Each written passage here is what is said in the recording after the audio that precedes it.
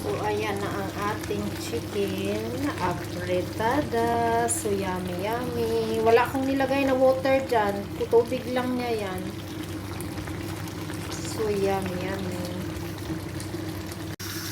Magluluto tayo ngayon ng chicken apretada. So, ngayon, ilalagay ko na yung patatas. At yung ating carrots. Ang liit yata ng ating lutuan. Pero okay lang yan. Maluluto din yan. So now, nakalagay na ang aking tomato sauce. Ang lalaki ng tomate. So, nahalo ko na siya. Hayaan muna nating kumulo.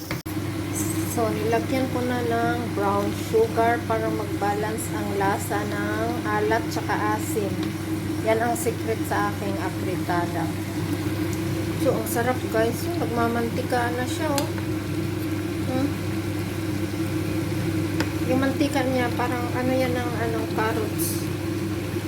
Yan, tsaka yung tomato. Tikman na natin ang lasa.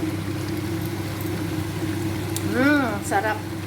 Kasi nilagyan ko yan ng patis, tapos asin, para mag-balance-balance yung lasa. Ayan. Tapos nilagyan na natin ng paminta. Gusto ko yung maanghang-anghang. Yan, diba? Sarap.